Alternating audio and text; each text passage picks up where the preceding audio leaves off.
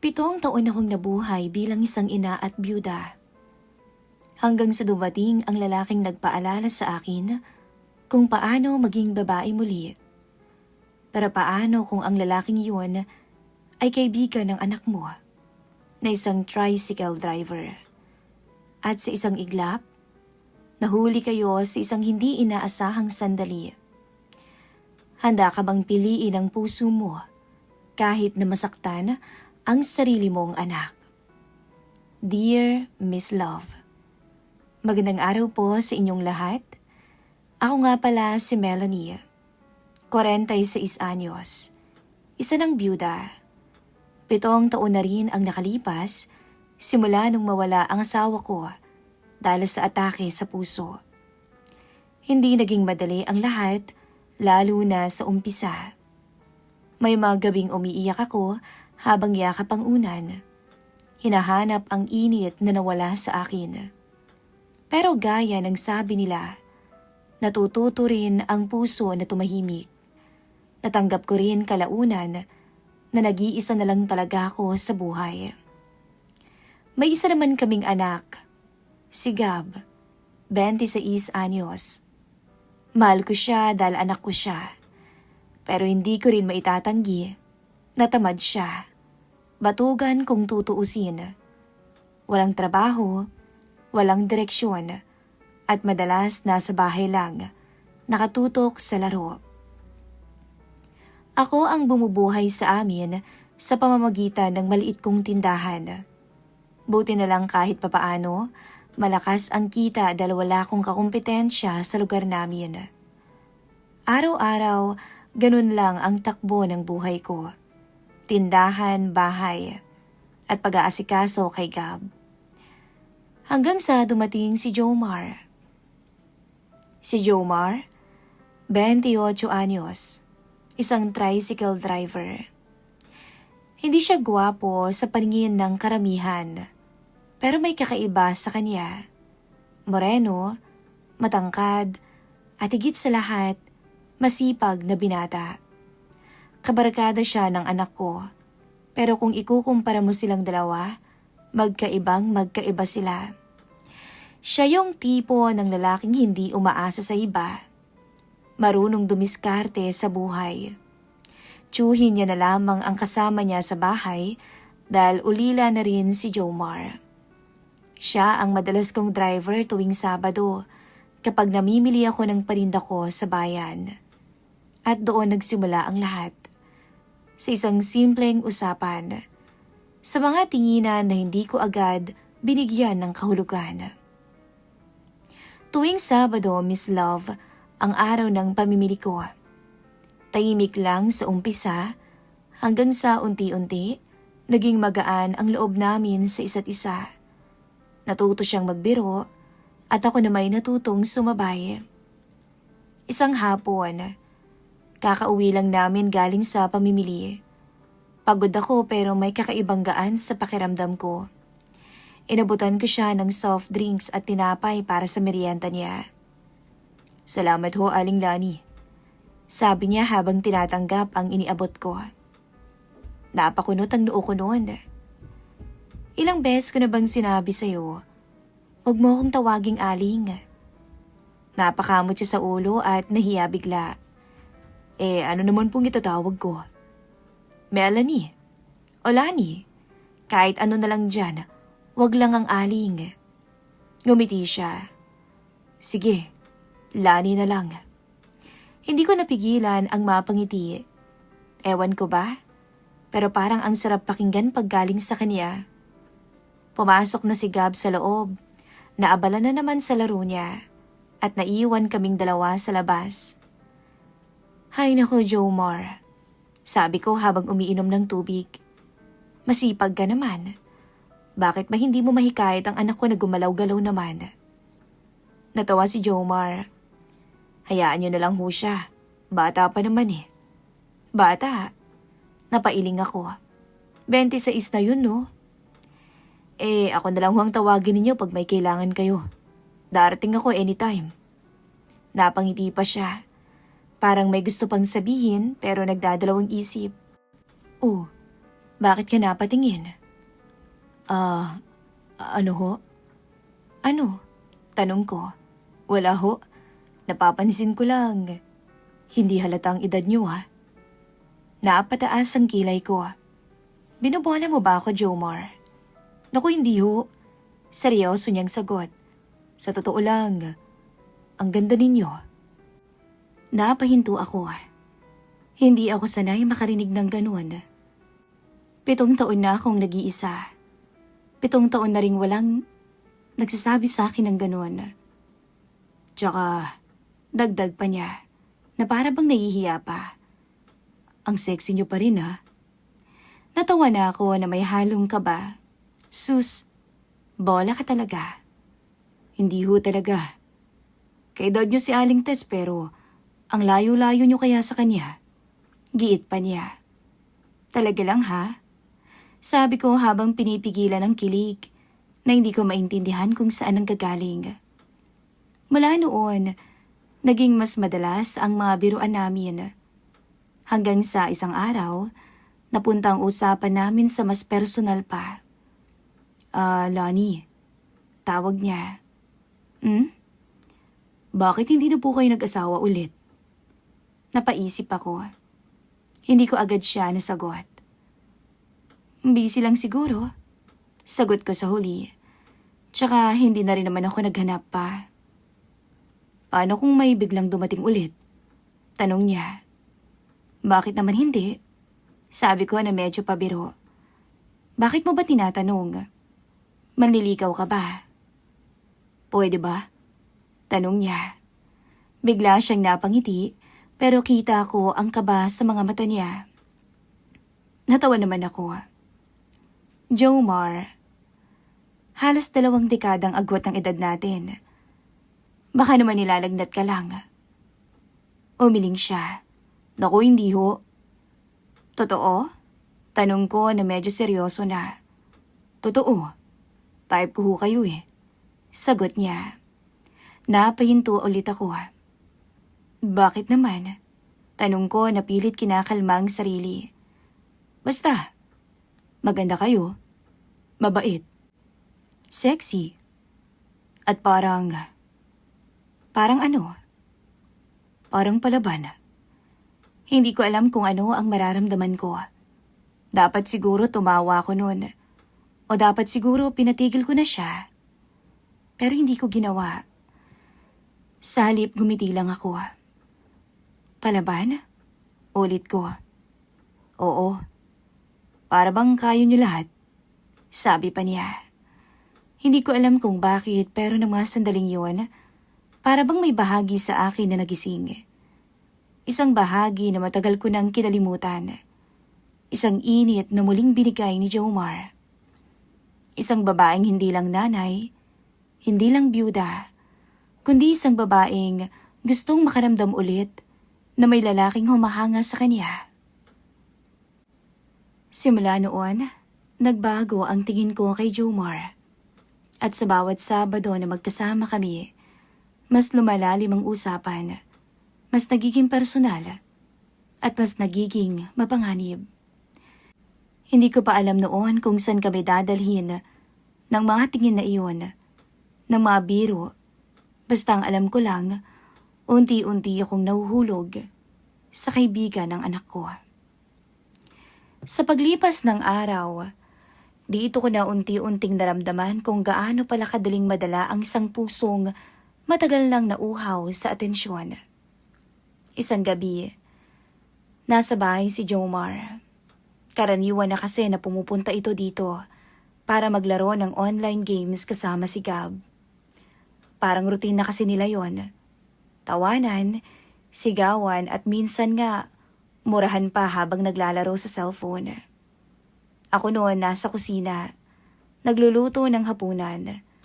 Pero paminsan-minsan, napapalingon ako sa terrace kung saan silang dalawa o kung saan nandun silang dalawa. Hindi ko alam kung bakit, pero hinahanap ng mga mata ko si Jomar.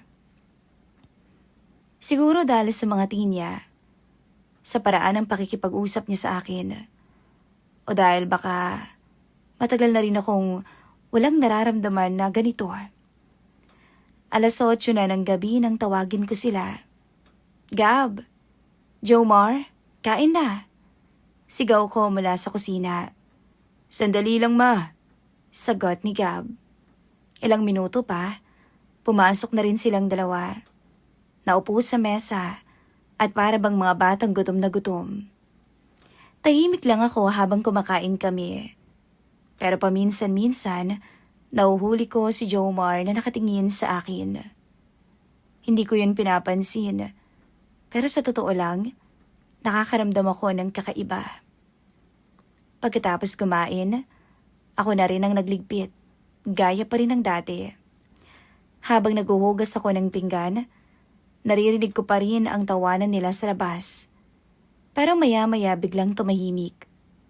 Ma, lalabas lang ako saglit sabi ni Gab habang dumadaan sa may kusina. Saan ka na naman pupunta? Tanong ko. Sandali lang naman, may pupuntahan lang. Sagot niya. Hindi na ako nagtanong pa. Sanay na ako sa kanya. Pagkalabas niya, napansin kong tahimik na sa terrace. At doon ko lang naalala, naiwan nga pala si Jomar. Natapos ko ang paghuhugas, pinunasan ko muna ang kamay ko at dahan-dahang lumabas papunta sa terrace. Madilim na ang paligid. Tanging ilaw lang mula sa loob ng bahay ang bahagyang tumatama roon. Nakita kong nakaupo roon si Jomar. Tahimik at parang may iniisip. Umalis si Gab, hindi ka sumama? Tanong ko. Oho, sagot niya. Sabi niya, saglit lang naman daw siya. Umupo ako sa kabilang upuan. May konting distansya sa pagitan namin, pero ramdam ko ang presensya niya. Pagod ka? Tanong niya. Medyo, pero sanay na. Sagot ko. Napakasipag niyo talaga, kaya hangang-hanga ako sa inyo Sabi pa niya. Napangiti ako ng bahagya. Ikaw nga tong masipag Araw-araw bumabiyahe. Ganun talaga. Kailangang kumayod. Sabi niya. Muli kaming natahimik na dalawa. Pero this time, iba ng pakiramdam ko. Mas mabigat. Lani? Tawag niya ng mahina. Naalala mo pa ba yung sinabi ko dati? Alin doon? Ang dami mo kayang sinabi. Tanong ko pa. Yung sinabi ko na type ko kayo. Napalunok na ako. Oo naman. Sagot ko na pilit kinakalma ang sarili. Hindi nagbago yun. Dagdag pa niya. Doon na ako napatingin sa kanya. Totoo ba yung sinabi mo na yun? Hindi ka ba nagbibiro nun? Totoo yun, Lani. Sa dilim, Miss Love, kitang-kita ko ang mga mata niyang diretsyo na nakatingin sa akin. Hindi nga siya nagbibiro. Hindi siya tumatawa. Hindi siya nakangiti. Seryoso ang mukha niya. Jomar, sabi ko ng mahina. Bakit ho? Tanong niya agad. Alam mo namang kaibigan ka ng anak ko, hindi ba? At mas matanda rin ako sa'yo. Sagot ko pa. Alam ko naman, pero wala naman sa edad yun, hindi ba? Sabi pa niya. Hindi ako agad nakasagot. Dahil sa totoo lang, gusto kong maniwala. Hindi ka ba natatakot? Tanong ko. Saan naman ako matatakot? Tanong niya. Sa sasabihin ng iba, sa iisipin ni Gab, sagot ko naman. Tahimik siya sandali. Mas natatakot ako na hindi ko masabi sa iyo yung nararamdaman ko. Sagot niya sa huli. Parang may kumurot sa puso ko noon, Miss Love. Hindi ko kasi inaasahan ang magiging sagot na iyon. Napaka-matured niya talaga. Lani, muli niyang tawag. Hindi ko namalayan na mas lumalapit na pala siya. Pwede bang subukan natin? Tanong niya. Subukan ng ano? Mahina akong sabi. Na kahit maging masaya lang sandali, sabi niya. Napapikit na ako noon. Hindi ko alam kung bakit, pero parang ang hirap tumanggi sa kanya. Siguro kasi matagal na rin ako nag-iisa. Siguro dahil sa unang pagkakataon, may lalaking tumingin sa akin na parang hindi ako byuda, kundi isang babae. Alam niyo, Miss Love, daig ko pa ang teenager ng mga sandaling yon. Oo, aaminin ko. Kinikilig talaga ako kay Jomar. Aba, sa edad ko ba namang to magpapakipot pa ba ako? Malakas si Jomar. Batang-bata pa. At sa tumatakbo sa isip ko ng mga oras na yon, parang di ko nakakayanin ang pwedeng mangyari sa susunod na mga sandali.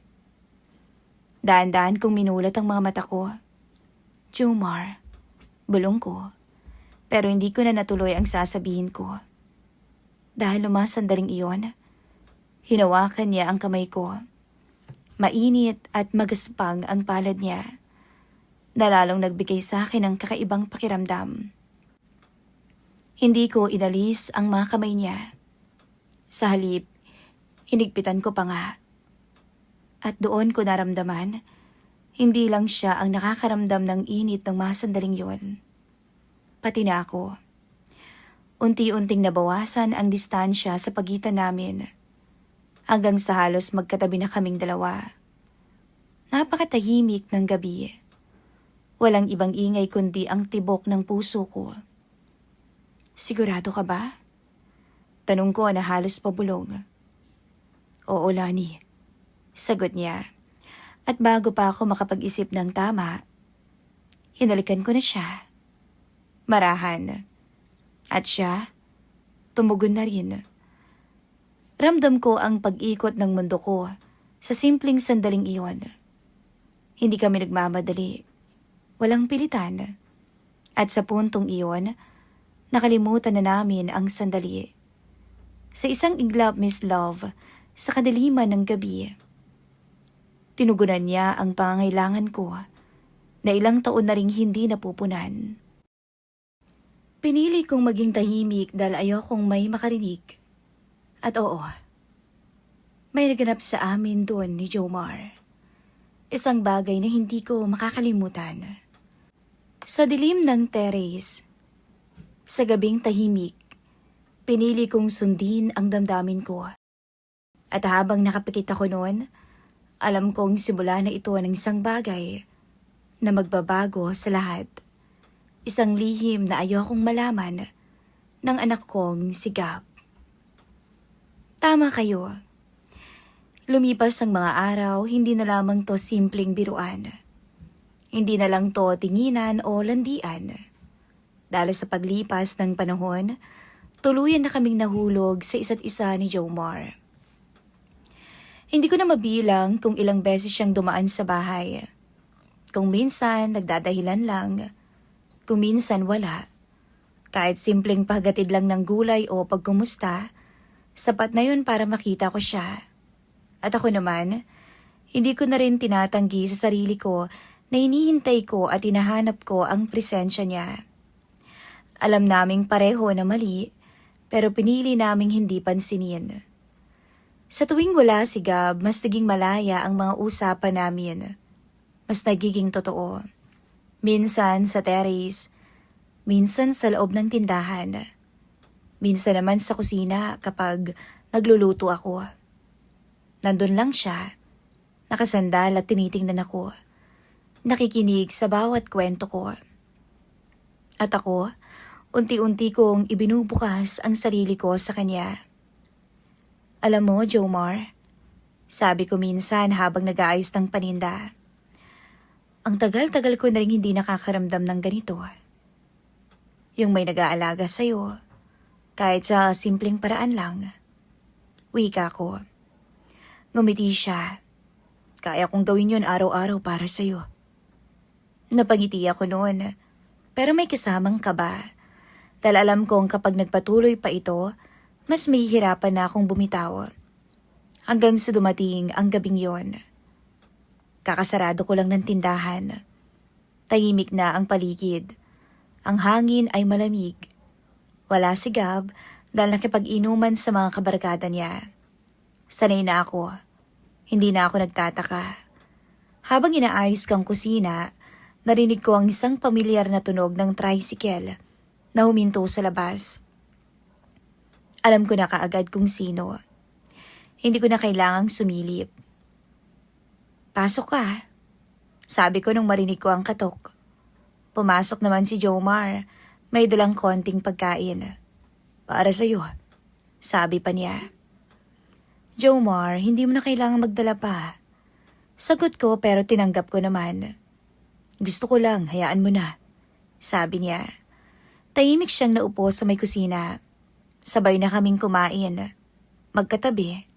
Simpleng hapunan lang yun pero parang may kakaibang saya para sa akin. "Namiss kita," bigla niyang sabi. Napatingin ako sa kanya. "Kanina lang tayo nagkita, no?" Sagot ko na medyo natawa. "Siyempre, iba pa rin pagkasama kita," sagot niya. Sabay yakap sa akin. Hindi ko alam kung bakit, pero parang ang bilis-bilis ng tibok ng puso ko.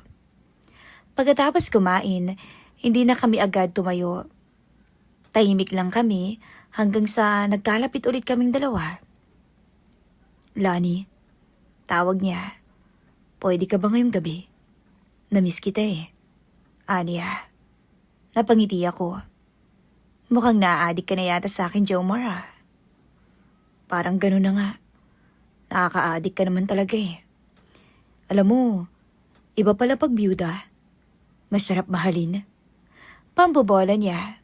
Nakinangiti ko naman. "Sus, binobola mo pa ako para pagbigyan kita." "Kahit bulain kita araw-araw eh. Kaya nga lang medyo kabado pa rin ako. Kasi baka magalit si Gab kapag nalaman niya." Napatigil ako bigla. "Hindi ko rin alam eh." Sagot ko ng totoo. "Natatakot ka ba?" Tanong niya. "Oo naman. Pero mas natatakot yata ako kapag nawala ka." Hindi ko alam kung saan ko nakuha ang lakas ng loob na yun para sabihin ang totoo sa kanya. Pero totoo yun, Miss Love.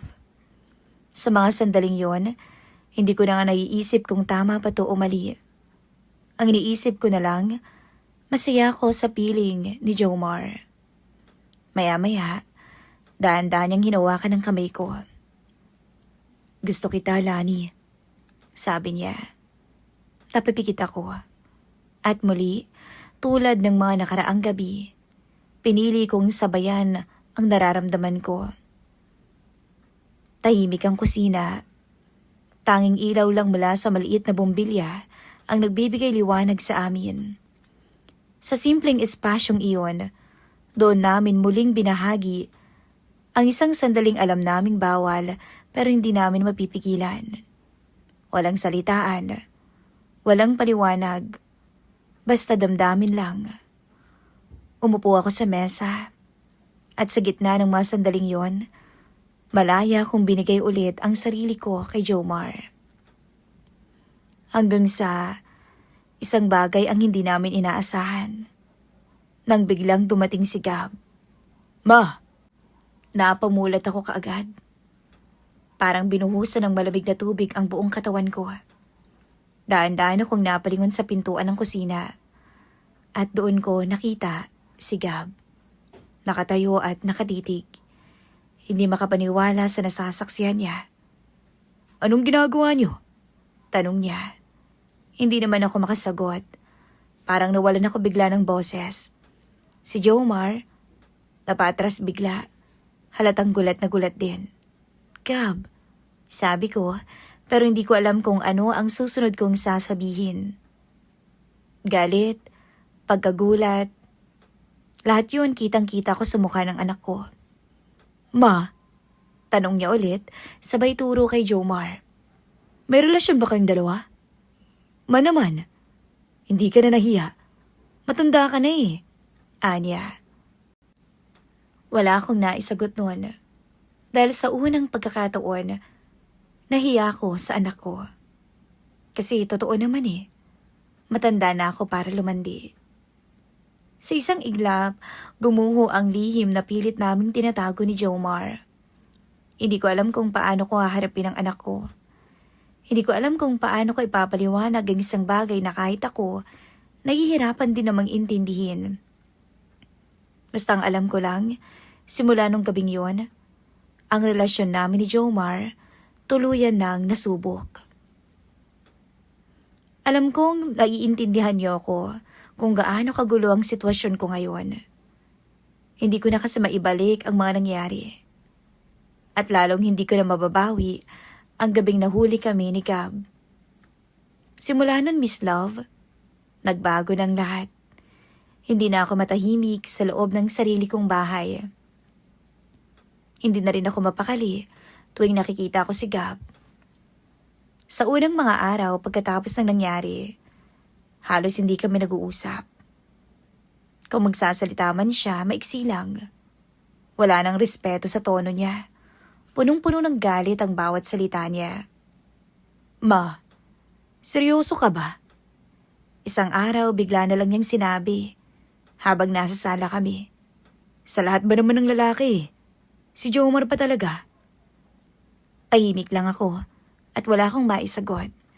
Dahil alam kong kahit anong sabihin ko, mali yun sa paningin niya. Kaibigan ko yun eh. Tsaka mas bata sa'yo yun. Hindi ka ba nahihiya? Dagdag pa niya. Masakit. Sobrang sakit marinig yun mula sa sarili mong anak. Gab, mahina akong sabi. Anong Gab? Bigla niyang sigaw. Ma, ano bang nangyayari sa'yo? Hindi ikaw to eh. Napapikit ako. Siguro nga tama siya.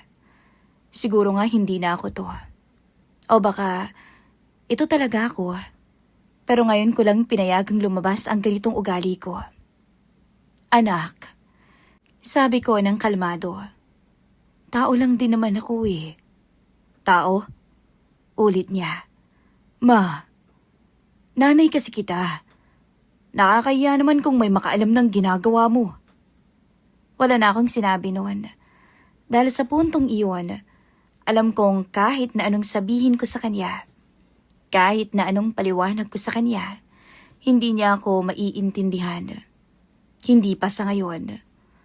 Mula noon, halos araw-araw kaming nagkakatampuhan. May mga pagkakataon pa na hindi siya umuwi ng bahay at mas pinipili niyang sumama sa mga barkada niya kaysa makasama ko. At ako, naiwan sa bahay na punong-puno ng katahimikan. Pero sa kabila ng lahat, hindi ko naman kayang kalimutan si Jomar, Miss Love. Kaya kahit mahirap, patuloy pa rin kaming nag-uusap. Sa chat, sa tawag, at minsan nga lihim pa kaming nagkikita. Kumusta ka? Tanong niya minsan sa may chat. Okay lang. Sagot ko kahit hindi naman talaga. Hindi ka okay. Alam ko. Napangiti ako ng bahagya. Ganon talaga siya. Kilala niya na ako kahit hindi kami magkasama. Miss na kita. Dagdag pa niya. Napahigpit ang pagkakahawa ko sa cellphone ko. Miss na rin kita. Sagot ko. At doon ko napagtanto, mahal ko siya. Mahal ko na si Jomar. Hindi na lang ito simpleng pagtingin. Hindi na lang to dahil sa init o sa pag-iisa ko. Totoo to. Pero kasabay ng katotohanan iyon ang bigat ng kapalit. Isang araw nga nakita kami sa isang lugar na medyo malayo sa amin. Yung bang walang nakakakilala. Pagkakita pa lang namin sa isa't isa, gustong-gusto ko na siyang yakapin. Ayos ka lang ba? Sabi niya. Oo, ayos lang. Sagot ko. Naawa na ako sa'yo. Dahil sa akin, palagi na kayo nag-aaway ni Gab. Tahimik siya sandali. Kung gusto mo, ititigil ko na to. Sabi niya bigla. Napatingin ako sa kanya. Anong ibig mong sabihin? Kung mas makakabuti sa'yo, edi lalayuan na lang kita.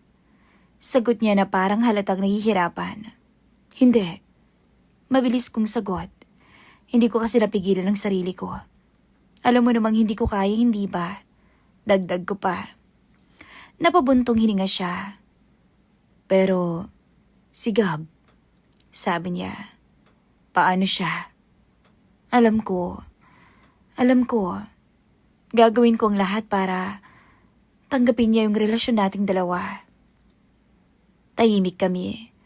Pareho naming alam ang tama, pero pareho kaming nahihirapang gawin yun. Hindi niya ako tatanggapin.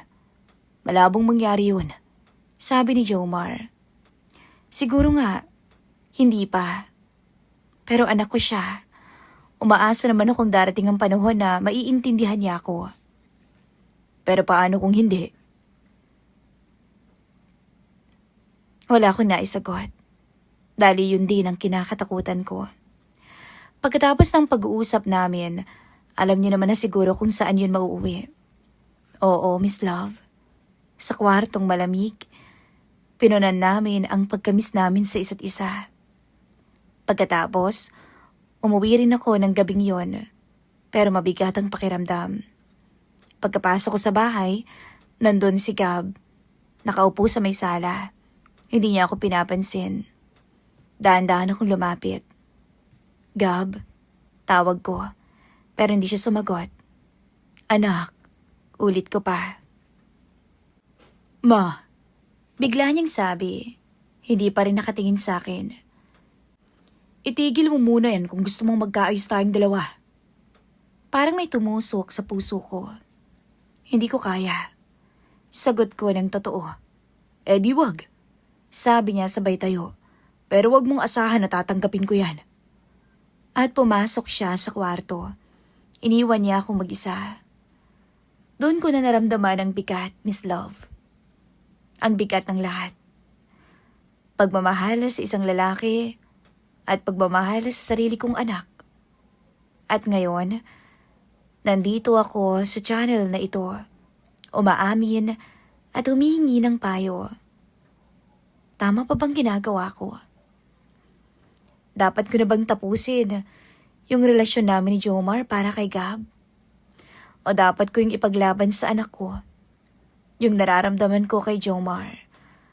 Kahit nakapalit nun, ang galit ng sarili kong dugo. Hindi ko na alam kung saan ako lulugar. Sana'y mabigyan niyo ako ng payo, Miss Love, at ang inyong mga listeners. Nagmamahal, ang inyong sender, Melanie. Maraming salamat po, Ma'am Melanie, sa pag-share po ng inyong kwento dito po sa aming channel. At sa lahat po ng nakikinig sa channel na ito, malaya po kayo magbigay ng inyong mga komento. Maraming salamat po. Muli, ako po ang inyong narrator, Miss Love.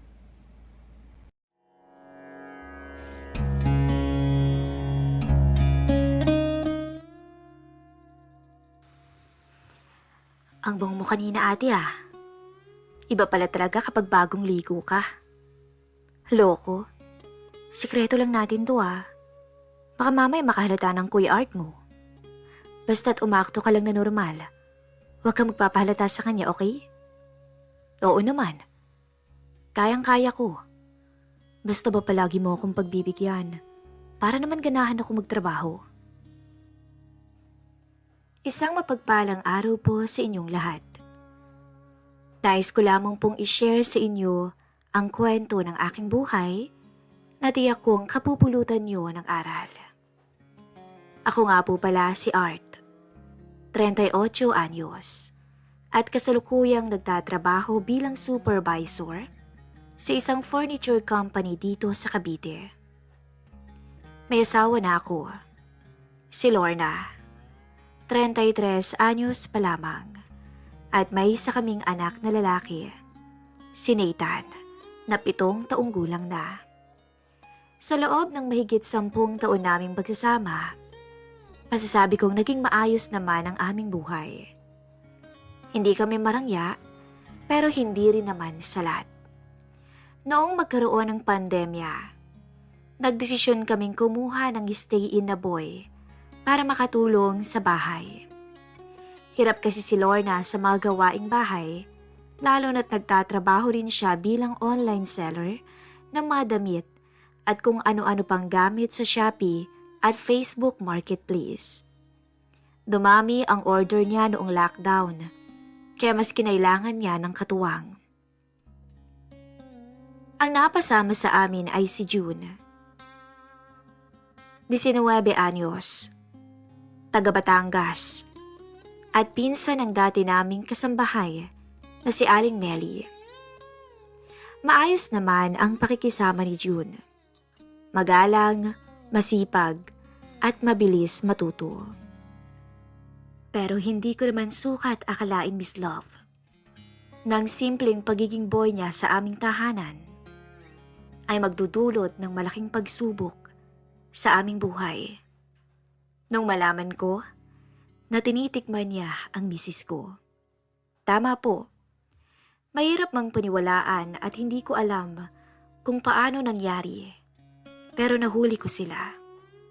Alam kong nag-enjoy ang misis ko sa kanya. At alam kong in-enjoy din ni June ang misis ko, lalo na siguro tuwing wala ako. Sa unang mga linggo, walang naging problema. Ako ang nagdadala ng pera sa bahay. Si Lorna ang namamahala sa budget at negosyo, habang si June ang nag-aalaga kay Nathan, naglilinis ng bahay at minsan nga'y nagluluto pa. Pero napansin ko, habang tumatagal, parang nagiging kampante si Lorna kay June. Madalas ko silang nakikitang nagkukwentuhan sa may kusina. Nagtatawanan habang nag-aayos ng paninda. Noong una, hindi ko naman masyadong binigyan ng mali siya. Ang iniisip ko, siguro dahil wala namang ibang kasama sa bahay ang asawa ko. Kaya't mabilis siyang nakapalagay ng loob ang binata. At naging katuwang niya rin sa araw-araw. Isang gabi noon, habang nagpapahinga ako sa may sala at nanonood ng basketball sa TV, biglang nag-text ang kaibigan kong si Ben. Nagyayang mag-inuman. Dahil matagal ko na rin siyang hindi nakakasama, pumayag ako. Nilapitan ko si Lorna sa kwarto. Abala siyang nag-aayos ng mga orders. Love, may pupuntan lang ako. Sasaglit lang. Magiinuman lang kami sandali ni paring Ben. Sabi ko, oo naman, mag-ingat ka ha? Sagot niya habang abala sa cellphone niya. Napansin ko pa na nakangiti siya habang nagtatype. Akala ko noon, siguro may kausap lang na suki o kaibigan. Lumipas ang 2 oras, bandang 10:00 ng gabi. Nag-text si Nathan sa akin. Pinapauwi ako. Wala daw ang nanay niya sa kwarto. Nagulat ako noon. Agad ako nagpaalam kay Ben at umuwi ng bahay. Pagpasok ko, madilim ang sala at tahimik ang paligid. Sa isip-isip ko nga baka tulog na ang lahat. Pero biglang bumukas ang ilaw sa may kusina. Daan-daan ako lumapit at sumilip. Nandun si Lorna, nakaduster lang. At si June na nakaupo sa may lamesa. At tila seryoso ang usapan nila. Anong ginagawa niyo? Tanong ko, medyo may halong pagtataka. Nagulat silang pareho. Love. Nagpapainom lang ako ng gamot kay June. Ang sakit daw ng tiyan niya eh. Paliwanag ni Lorna. Oo, Kuya Art. Nahilo kanina habang naglilinis. Pasensya na po talaga. Dagdag pa ni June. Tingnan ko silang mabuti. Parang may kakaiba nga, pero dahil sa alak at pagod na rin ako, hindi ko na lamang yun pinansin pa. Umakyat na ako sa kwarto at nadatnan ko si Nathan nagising pa. Halatang inaantok na pero naghihintay ng mga kasama. Bakit sinabi mo wala si nanay mo sa kwarto? Tanong ko sa anak ko. Kasi po kanina pa siya wala tay. Narinig ko silang nag-uusap ni Kuya Jun sa kusina. Ang tagal-tagal na nila doon. Sagot ng bata. Doon na ako nagsimulang makaramdam ng kaba. Pero pinilit kong itulog na lang ang mga hinala ko. Siguro nga sumakit lang talaga ang tiyan ni June. Kinabukasan, normal ang lahat. Naganda si June ng almusal. Abala si Lorna sa cellphone at mga paninda. Pumasok si Nathan sa online class niya. Parang walang nangyari. Pero ilang araw ang lumipas. May mga bagay akong napansin. Una, madalas kong makita si Lorna na laging nakangiti habang may text. At kapag papalapit ako, bigla niyang tinatago ang cellphone o kaya ililipat ng ibang apps. Pangalawa, kapag wala ako sa bahay dahil sa trabaho at tuwing tatawag ako, laging nagmamadali si Lorna sa pakikipag-usap. Minsan hindi na sumasagot, kaya't sa hapon ko na lang siya natatawagan. Isang araw ng Sabado, dahil half day lang ako sa opisina, nagpa siya akong umuwi ng tanghali. Hindi ko sinabi kay Lorna para masurpresa siya. Pagdating ko sa tapat ng bahay, tahimik ang paligid. Bumaba ako ng tricycle at dahan-dahang binuksan ang gate. Wala si Nathan. Nasa bahay ng kaibigan niya. Pagpasok ko ng bahay, narinig ko ang mihinang tawa mula sa loob ng kwarto ng mga paninda nila. Bumukas ng bahagya ang pinto at nakita ko si Lorna, naka-short lang at sando, habang si June, naka-t-shirt at pawisan. Tila may mga inaayos sa loob. June, ilagay mo na lang dyan sa ilalim ng mesa, sabi ni Lorna. Dito po ba ate? Sagot ni June. Huwag nang ate. Lorna na lang. Sabi ng misis ko sabay tawa. Hindi nila ako nakita. Parang may bumigat sa dibdib ko noon. Pakiramdam ko unti-unti akong binabaan ng dugo. Lumabas muna ako ng bahay at naglakad sa may kanto. Doon ko nilabas ang cellphone ko at tinext si Nathan kung nasaan siya. Sinabi naman ng bata na nasa bahay daw siya ng kaklase niya. Doon ako napaisip, may kakaiba. Sa sobrang kaba at sakit na nararamdaman ko, hindi ko alam kung paano ko babalik sa loob ng bahay nang hindi sila napapansin. Habang nakaupo ako sa may kanto, hindi ko mapigilan ang sarili kong mag-isip. Paulit-ulit na bumabalik sa isip ko ang narinig at nakita ko kanina. Yung pagtawa nila sa loob ng maliit na bodega ng paninda. Yung pagbibiro ni Lorna kay June. Sa lahat ng taon naming mag-asawa, ngayon lang ako nakaramdam ng ganitong kaba. Sa isip ko, baka naman wala lang yun. Baka naman sadyang nagbibiruan lang ang dalawa. At dahil bata pa si June, siguro natural lang na maging malapit sila sa isa't isa. Pero hindi ko rin maiwasang maalala ang mga nakaraang linggo. Ang madalas na pagngiti niya habang nagte-text. Ang biglaang pagtatago ng cellphone kapag dumarating ako. At ang mga palusot niya kapag hindi ko siya matawagan. Mga ilang minuto rin akong nagpalipas ng oras bago nagpa siya na rin bumalik ng bahay. Humiga ako ng malalim at dahan-dahang binuksan ang gate. Tahimik pa rin ang paligid. Dumiretso ako sa may kusina at nagkunwaring nagugutom.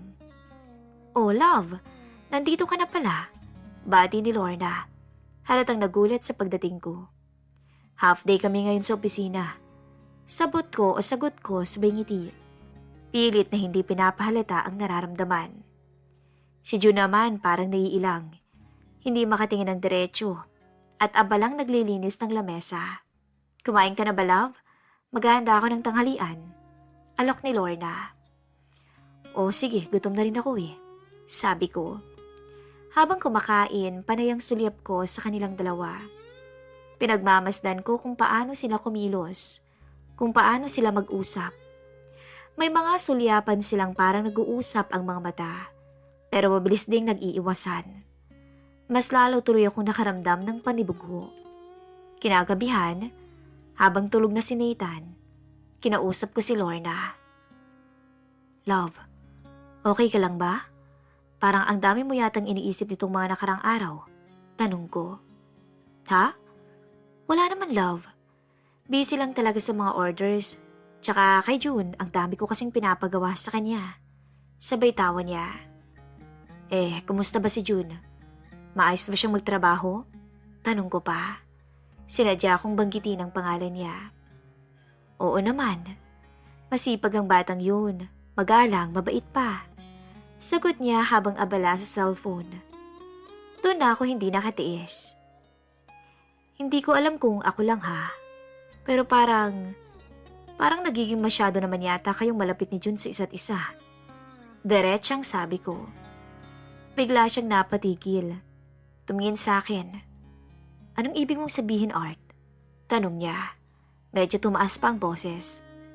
Wala naman. Napansin ko lang. Minsan pag dumarating ako parang may tinatago ka. O kaya bigla kang nagbabago ng kilos. Grabe ka naman.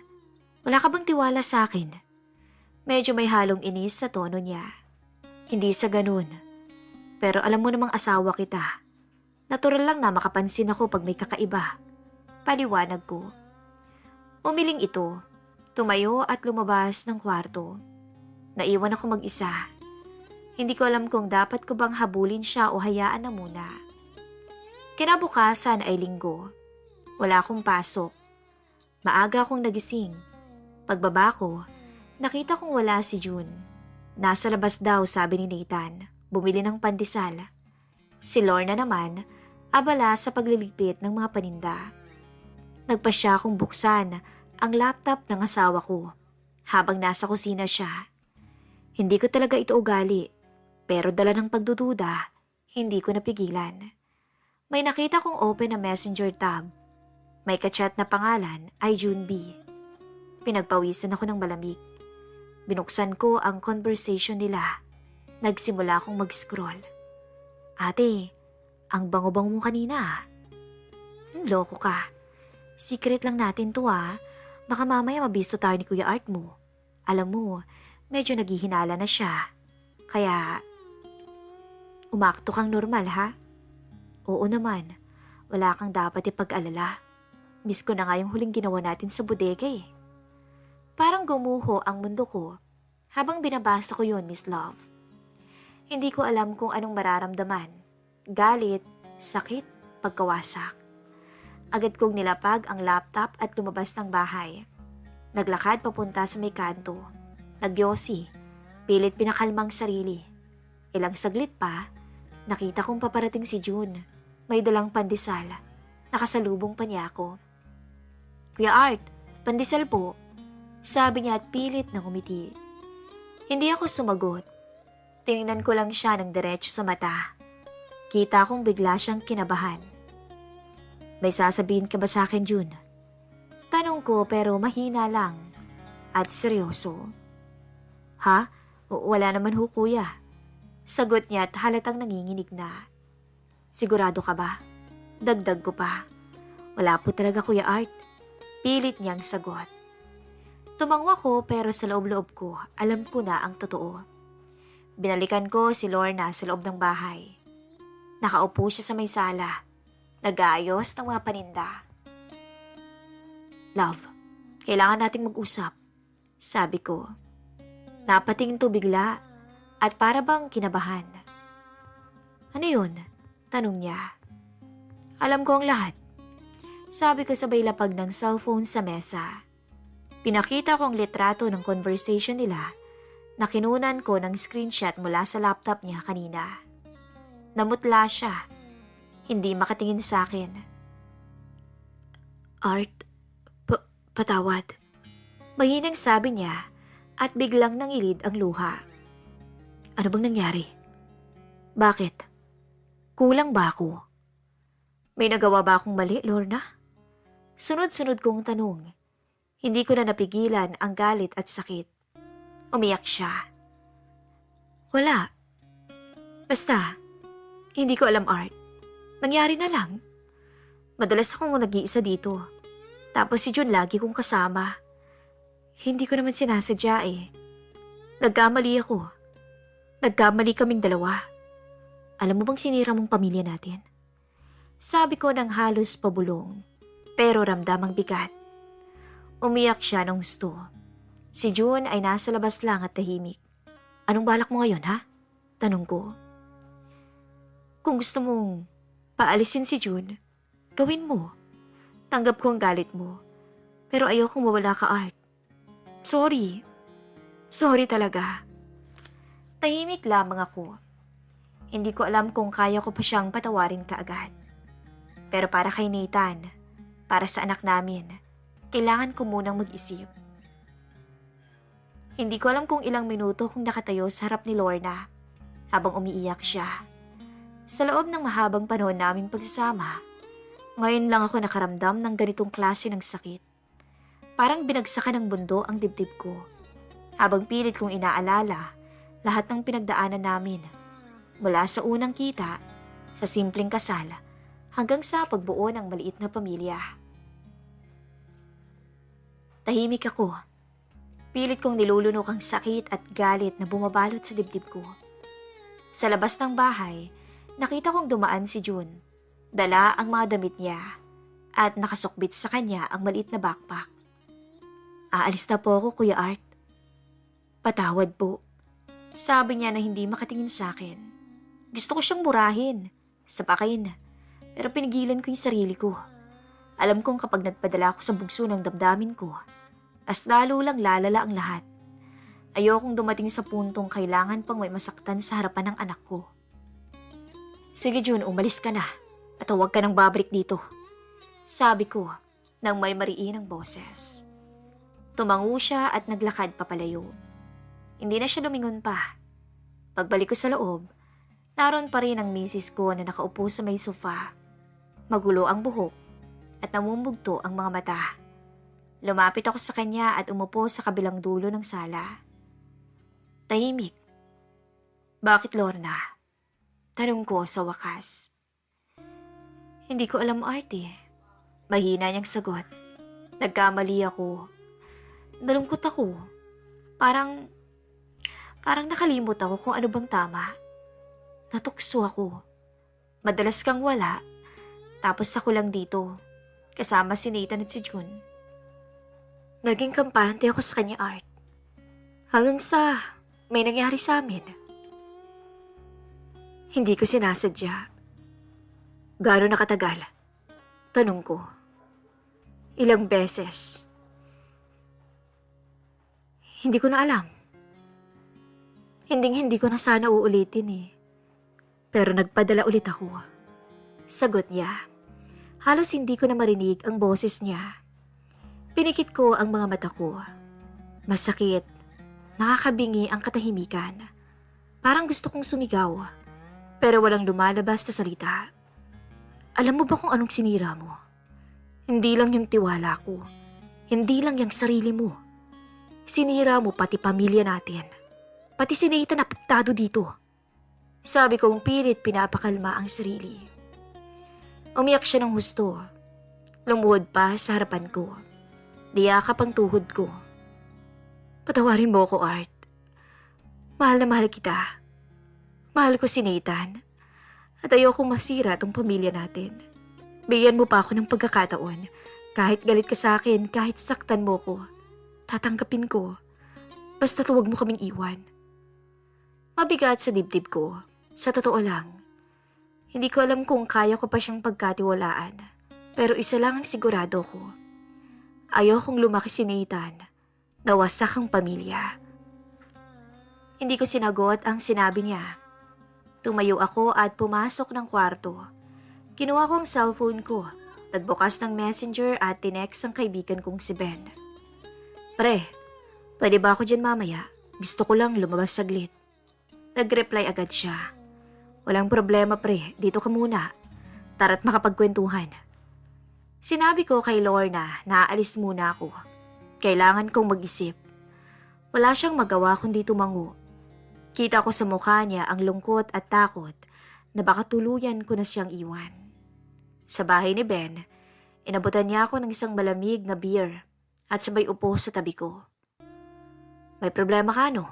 Kita sa mukha mo eh. Sabi niya. Hindi na ako nagpaligoy-ligoy. Kinuwento ko lahat. Mula sa mga hinala, sa mga nakita, hanggang sa mismong pag-amin ni Lorna. Tahimik lang ito habang nakikinig. Alam mo, Art, sabi niya matapos ang mahabang katahimikan. Walang perpektong relasyon. Kahit sinong lalaki, masasaktan kung ganun ang nangyari. Pero ikaw lang ang makakapagdesisyon kung patatawarin mo siya o tapos na. Hindi ko alam pre. Mahal ko siya. Pero hindi ko alam kung kaya ko pa ba siyang pagkatiwalaan ulit. Sagot ko. Tingin ko pre, kailangan niyo muna mag-usap ng maayos. Para kay Nathan, hindi ibig sabihin na pinatawad mo parang wala lang nangyari. Kailangan niyang panagutan ng ginawa niya. Pero kung mahal mo pa siya, baka pwede niyo pang ayusin. Yun ang payo niya. Umuwi ako bandang 10:00 ng gabi. Tahimik ang bahay. Nasa kwarto si Nathan at tulog na. Si Lorna ay nasa sala at naghihintay. Love, salamat naman at bumalik ka. Sabi niya na namumugto pa rin ang mga mata. Umupo ka. Sabi ko. Umupo siya sa harapan ko. Kung gusto mong ayusin to, pag-umpisa tayo sa umpisa. Hindi ko may papangako na madaling kalimutan tong nangyari. Pero para kay Nathan, at kung kaya mong patunayan sa akin na nagsisisi ka, bibigyan kita ng pagkakataon. Sabi ko ng diretsyo. Salamat, Art. Pangako, hindi ko na to uulitin. Sabi niya, inaayos natin to hindi para sa'yo lang, kundi para sa anak natin. Kailangan mong baguhin ang sarili mo. Simula bukas, aalis muna tayo. Magpapalamig ng ulo. Wala kang cellphone. At kapag nagpatuloy ka sa negosyo mo, ibang tao na ang tutulungan mo. Hindi stay in dito sa bahay. Maliwanag ba? Tumango siya ng walang pag-atubili. Gagawin kong lahat. Salamat. Salamat sa chance. Niyakap niya ako. Pero hindi na tulad ng dati. May distansya, may kirot. Pero ramdam ko ang takot niya na tuluyan ko siyang iwanan. Kinabukasan, nagpaalam muna ako sa opisina. Nag-outing kaming 3 sa Tagaytay. Simple lang, kumain, nagkwentuhan, pinag-usapan ang mga dapat naming baguhin bilang mag-asawa at bilang pamilya. Doon ko nakita na sa kabila ng lahat ng sakit, minsan kailangan ding matutong magpatawad. Hindi dahil madali, kundi dahil mas mahalaga ang buo at masyang pamilya kaysa sa pride at galit. Mahirap at masakit, pero dahan-dahan sa araw-araw na pagpapakita niya ng pagsisisi, unti-unti kong binuksan ulit ang sarili ko parang muli siyang tanggapin. Ngayon, Miss Love, 2 taon na ho ang nakakalipas mula nung mangyari yun. Natuto kaming mag-usap at mas maging bukas sa isa't isa. Wala na kaming stay-in sa bahay. Si Nathan, masaya siya at buo pa rin ang pamilya niya. Kaya hindi ako nagsisisi na binigyan ko ng second chance ang asawa ko. At sa bawat pagsubok, natutunan kong minsan mas mahalaga ang pagpapatawad at pagbangon kaysa sa pananatili sa galit. Hanggang dito na lamang po ang kwento ng aking buhay. Nagmamahal, Art.